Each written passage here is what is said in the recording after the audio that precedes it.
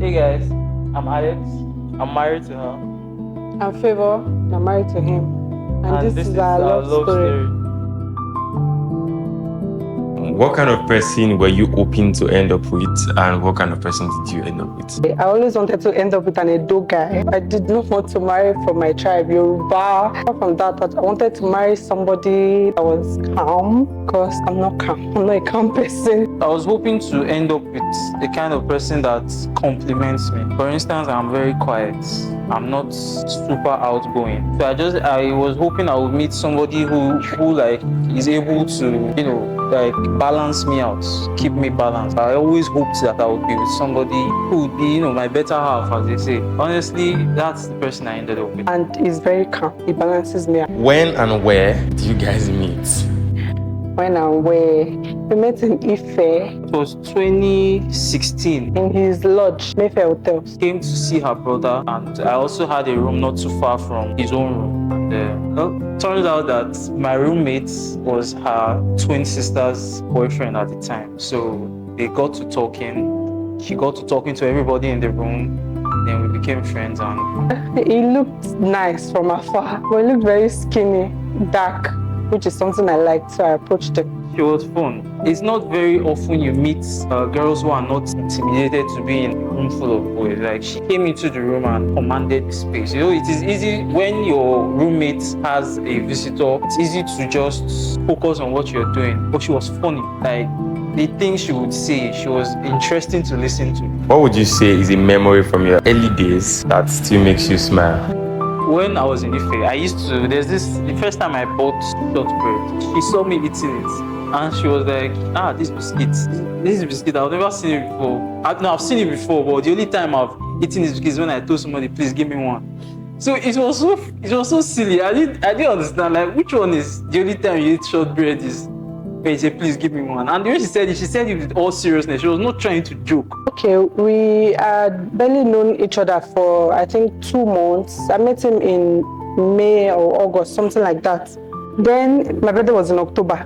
I did not really know him like that, but he just told me, I don't really have much of me, but make a list of everything you've never eaten before and you would like to eat.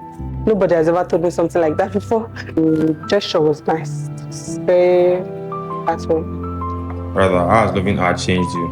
It has made me a lot more patient. I usually tell people that even though I'm quiet, I'm not very patient. Like, I can't be a teacher, for instance. I don't know how to teach because I get annoyed when I feel like you're supposed to grasp something. I won't react to, but to be pissing me off. So it will just ruin my mood. So she has made me very patient, because you need to be patient to be in a relationship. It has made me more, I'll just take something from the Bible. It has made me learn to listen more and speak less. I was never like that. Even at the time I met him, everybody knew me as, I came off as a kind of rude person. I'll talk 20 first before you reply. Yeah, so he taught me patience, how to calm down and assess situations first. So I would say he helped me grow. She has also forced me to mature. I mentioned that before. She has forced me to mature in the sense that you need to be able to think of someone else. You grow up for so many years thinking of just yourself. When you get into a relationship, and not just any random relationship, a relationship that is going somewhere, you need to be able to think of someone else. So before you do something, you have to consider how it affects that person. You need to put them first, sometimes even before yourself. He said, love your partner as yourself. Sometimes more than yourself. You have to just do it, no matter how inconvenient. That is something I had to grow into, and it's because of her. When did you know this man is my husband? At what point? I would say about a year into when we started dating. I would say after he introduced me to his mom. Yes, after he introduced me to his mom, the way she received me, it was a bit shocking. And I met his family. He comes from a large family, so I just liked everything about them. The way his mom received me was very special. She cooked for me and stuff like that. seeing that family, the way they behave, his sisters are very cute, very amazing. His mom, till today, she still calls me a princess. I don't know why they like me, because I'm stubborn. Loving Favor is like... Loving Favor is waking up every day feeling content. Loving Favor is waking up every day knowing that, that things are just right. It's like solace or peace, because I get everything in one package. Respect, priority, provision, security. Is very attentive. He's very attentive to my needs, even when he would need to bring himself down a little. But he's not scared of putting me out to the world to shine. If your partner were a song, what's going to be the title and why? I'll say You Are Beautiful by James Blunt. That Sam Smith song, Fire on Fire. Fire on fire, would not. Yeah. But first of all, she loves the song. Second of all, I think when I was looking for rings to buy, the ring I wanted to settle on at first, I wanted to buy it not because it was good, but because the song was even playing in the Instagram reel. So I wanted to buy it, even though it was out of stock. So the song itself, I think it kind of relates to us in a way. What would you say is the hardest season of your relationship? Hardest season? Yeah. I would say when we became parents unexpectedly. I think it would be the period just before our son came. We're not planning on it, and it came at the time when I wanted to go abroad for my master's. I wanted to leave the country, so we were scared. My mom does not stay in Nigeria, so I was alone in Nigeria, only with his mom and him. So it was a bit scary, but they helped me. What's something your partner is going to be doing 20 years from now? She's still going to be pushing toothpaste from the middle. No matter how many times I tell her, it just makes sense to start from the bottom and push everything up.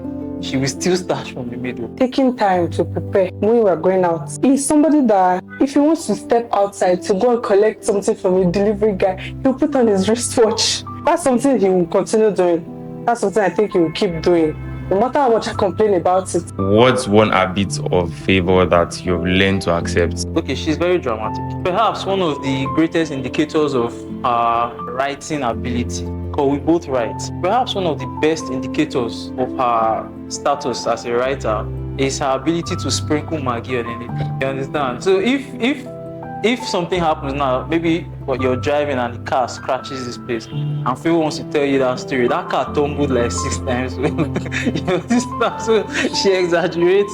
Not exaggerates, but she's very dramatic. So that drama, that penchant for theatrics, plays into things she says. It makes it interesting. At what moment made you think, wait, I might like this person? Immediately, it was that day. I went after him. I was still going back to the room to see him and stuff like that. But I didn't tell him I liked him. But I kept going back, talking to him and stuff, collected my number. From gisting, I found out he did not have a girlfriend, thank God, and stuff like that. But I knew I liked him immediately, but I still wanted to get to know him. If Alex is watching this video right now, what's one thing you want to say to him? No filter. Okay, I would say, baby, I want you to know that everything you've done for me, with me, has been a blessing for me. And I promise that your hopes, your dreams, your aspirations, everything that you want to do is safe with me. You can count on me anytime. I may not have much, or I may not have a lot to support you, or emotionally and spiritually. I'll always be there for you no matter what. And there's no bad side that you can show me that would make me run away from you. I know I can always tell you that I will continue to do my best to be the man that I need to be for you. That is a promise I would like to reaffirm in this interview.